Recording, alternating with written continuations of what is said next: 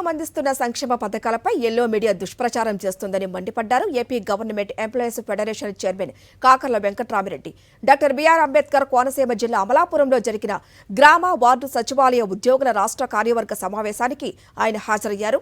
ఈ నెల 10 నుంచి ఫెడరేషన్ తరపున మన ప్రభుత్వం మన ప్రగతి కార్యక్రమం నిర్వహిస్తున్నట్టు చెప్పారు.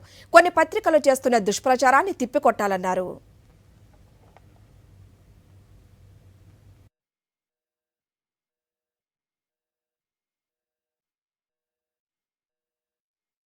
ప్రభుత్వం అంటే ఎవరంటే సచివాలయంలో పనిచేసే ఉద్యోగులు, సచివాలయంలో పనిచేసే వాలంటీర్లని వాళ్ళు ప్రభుత్వంగా భావిస్తున్నారు.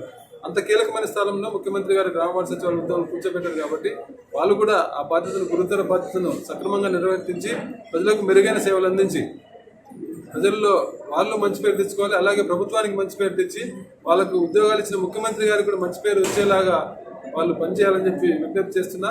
అలాగే ప్రభుత్వం మీద ఈ మధ్యకాలంలో మనందరూ తెలుసు విపరీతమైన దుష్ప్రచారం కొన్ని సంస్థలు, కొన్ని మీడియా సంస్థలు, కొన్ని పేపర్లు అయితే ప్రజల మైండ్ మీద మానసిక దాడి చేస్తున్నాయి. అంటే నిజం వాళ్ళ కళ్ళ ముందు కనపడే నిజం కూడా అబద్ధంలాగా, వాళ్ళు చెప్పిందే నిజంలాగా నమ్మించడానికి వాళ్ళు విపరీతమైన దుష్ప్రచారం చేస్తున్నారు. వీటన్నిటిని ఖండించాలి, ప్రజలకు వాస్తవాలు చెప్పాలి.